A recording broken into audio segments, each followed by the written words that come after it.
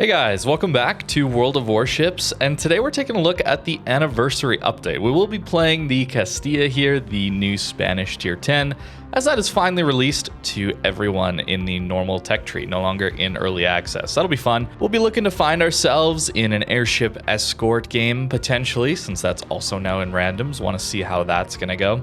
There's a few things about this update that I do want to point out quick that are nice improvements, I would say, and we probably should take a look at what the 8th anniversary event looks like. A little different than other times, but there are opportunities to get some decent rewards there too. So to start with, the anniversary event is a token-based event. So for lower tier ships, you're going to get 30 tokens. Mid to high tier ships, 8 and 9 is pretty high, certainly. 75 tokens, and tier 10 and super ships is really where you're gonna gain the most tokens, of course. And then you can use those to purchase the Bayard, for example, getting that one, which is a very fun tier 8 premium. Pretty enjoyable light cruiser, a lot of speed and really nice damage output. And then there's some other options as well. You can get a coupon for other tier 8 ships, especially if you already have the Bayard. I think you automatically get that coupon. Z10, special camo, things like that. Decent event. These in the past would always do Supercontainers, right? That was the idea, at least at higher tier. Here, that option's still going to be available to you. There's 110 Supercontainers for 200 tokens each. That is the exact amount you gain from a tier 10 ship, so it looks like they're just giving you the option to continue doing the super container thing like previous years, or you can use those tokens for something else, which is cool. I would assume it's 110 specifically because that's the amount of tier 10 and super ships. I haven't counted, but that would be my guess. I actually misspoke. If you already have the Bayard, you'll get a 100% coupon off of any of these tier 8 premiums. So the other one was just a separate option to get yourself a 50% off coupon yet too. So that full 100% off coupon is pretty cool, even for those who already have the Bayard, because I know some of you probably already have this ship. If you're looking for any of these other ones, pretty cool opportunity to get them for free, really. Just got to play the game, of course. But a time commitment's not too bad compared to spending real money, right? As we've talked about quite a bit this week, the Carl Johan here, it has come out. And nice to see that that one is in a doubloon bundle. There's no gambling for this one, it's just a regular purchase straight up. Airship Escort and Random Battles, again, looking to play that a little bit, see how it goes. A lot of you are rightfully concerned that it's not a separate game mode where we can pick our builds and that kind of thing and prepare to go into this. But I'm still hopeful. I'm hoping that it's going to be a good time in Random Battles. Maybe get people to push up a little more so I don't have to rush the enemy's spawn to play the game in the first 5 minutes of a match. If you missed yesterday's video, you might want to check that one out. It was a little ridiculous. As always, the dockyard is continuing, so if you've done the early bundles, definitely make sure you stay on track to get that ship. You wouldn't want to waste that money on those early bundles and not end up with the reward. Unfortunately, that's the way that kind of event works, trying to get you to spend early. The duplex looks like it won out of the 2 tier 6 cruisers, so that is going to be available in the battle pass. Typically, this battle pass has been pretty mediocre. We had the 1 premium ship in it early on, and then it really fell off. I think that's probably an understatement. Here, at least, there is a premium ship again at the end of it. I wouldn't be surprised to see the other option, the one that didn't win, available later on, either in a battle pass or by some other method. As already mentioned, we're going to play the tier 10 Spanish cruiser today, but these are now available to everyone. Very nice. So a few other minor things, but there's a nice improvement here to the way things work in port. There's now an option to auto-buy signals from the equipment window in port, which is really nice to see, especially since it's going to be for credits. They're not going to auto-default it to using your coal, or in the past, we saw that sometimes default into using doubloons. Went back in the old days of the old economic bonuses that were tied to flags. Nice to see it's just straight up credits. So if you're someone who has been buying these signals for credits in bulk, that kind of thing, this is a great way to just always have them stocked up. Of course, there are discounts, right? We always have those discount coupons for some of those purchases in the armory. So watch out though, if you're only relying on this, you might still want to use some of those coupons. New notifications to be a little clearer. I got a few of those when I booted up the game for the first time with this new update. Looks nicer, but a pretty minor change. And a really nice change here to currency transactions, making it just more clear as to how much you're spending and how much of your currency will be left afterwards. I looked at this a little bit earlier, and it looks much nicer. A little more player-focused, not as much hiding what you're actually spending. We still have multiple currencies, multiple translations away from the hard cash that you would have entered in to get some of these tokens and other currencies in the game, which is still... I don't like it, man. It just feels a little slimy to have that many translations away from your real money. But hey, this is a nice improvement. This is more player focused. I like it. And that's about it. There's a small balance change to secondary guns. They're no longer stealth firing. Typically, that's going to happen in certain storms, thunderstorms, that kind of thing, that reduce your concealment. There's things like Schlieffen that could definitely stealth fire secondaries there.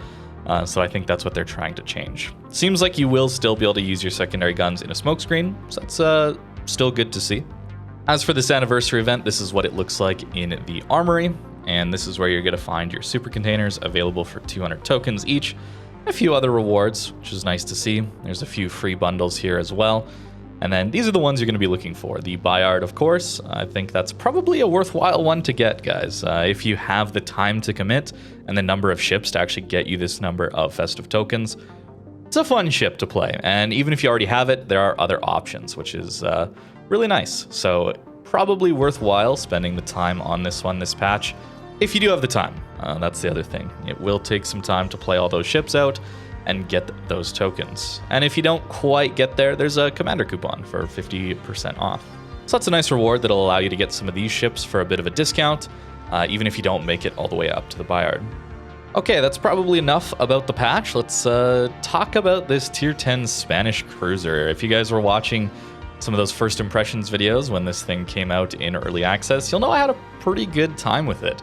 So the commander build I'm going to be running looks a little something like this. I'm actually going to be using Eye in the Sky here, trying to get that spotter plane available to us, allowing us to take reload mod. It's going to make our range suffer a little bit. 17 kilometers is not very comfortable at tier 10, certainly, but we do have a decent amount of concealment to make up for that.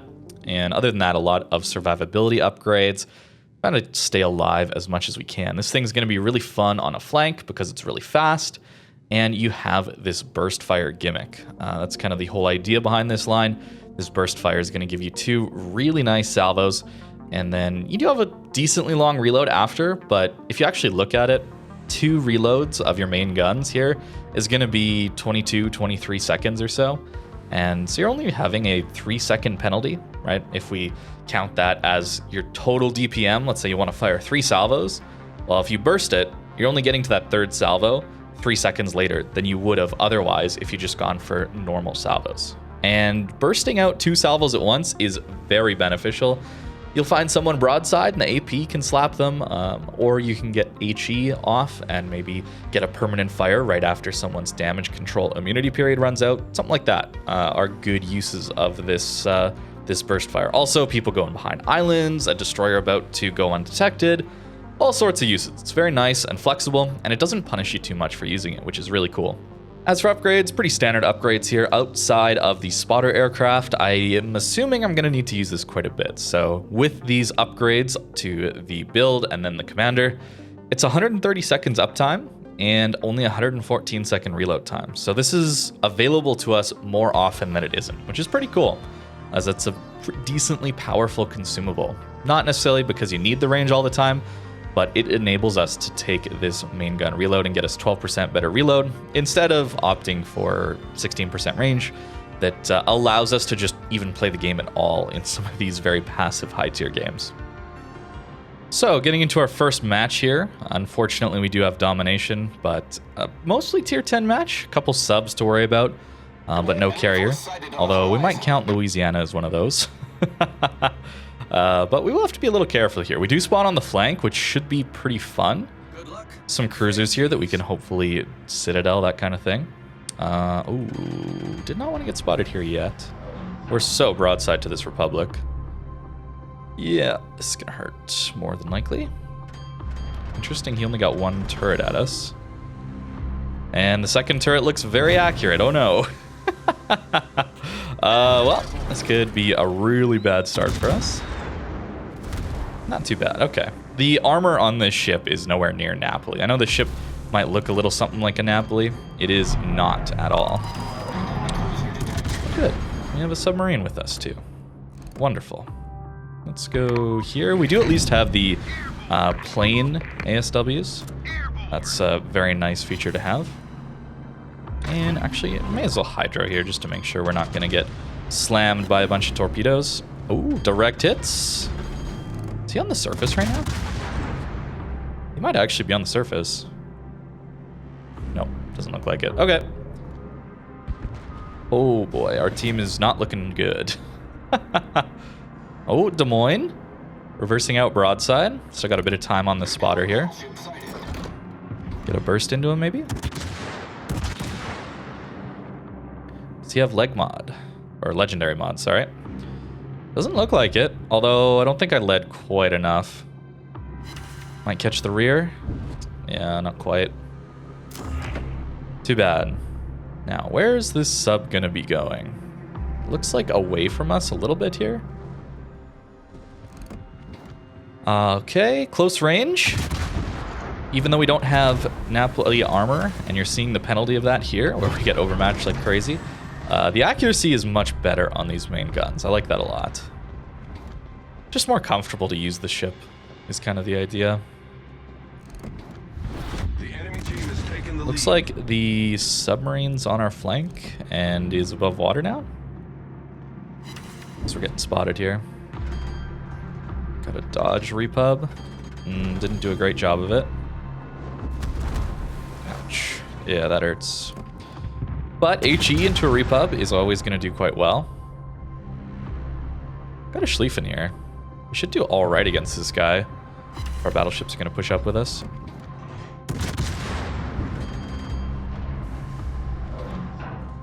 Should maybe be looking at this Des Moines as well. There we go. Finally dodged something.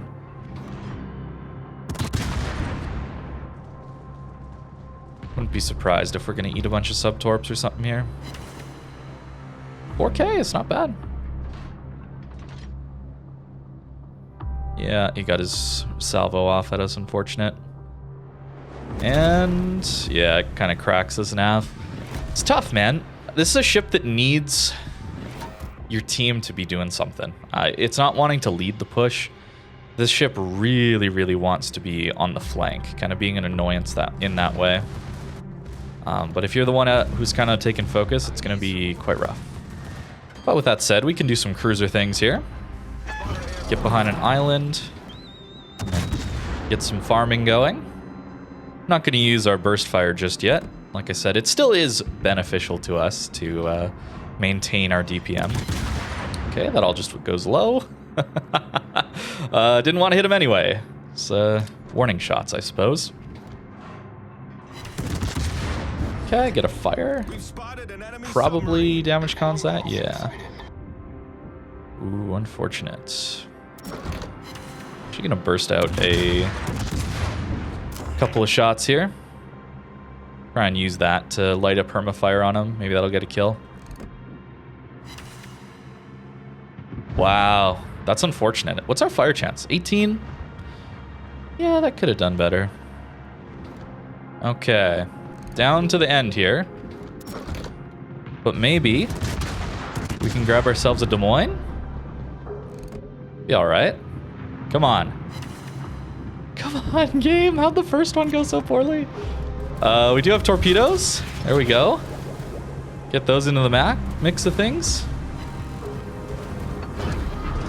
Did that a little too early. Shouldn't have done that. The ship is on fire. Do one salvo here. And then I think I'll burst the next one at this Des Moines. Wait to get past this post. The ship is on fire. There we go. That should kill him. Can we get the turn in? Nice. Got it. You're gonna overturn, aren't you? Yep. We are dead, guys. We are dead. But we collect the Schlieffen, I think. Nice. All right. Well, a pretty awful first game. We did not exactly have a team in that one.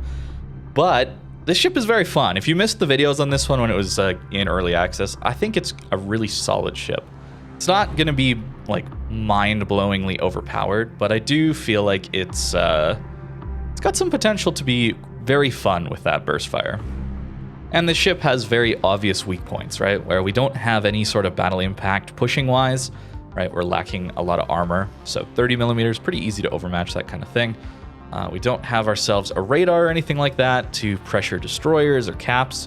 We really are the flanking cruiser. It's going to be very fun on a flank, getting those burst fire salvos with AP into people, but if you're forced to push or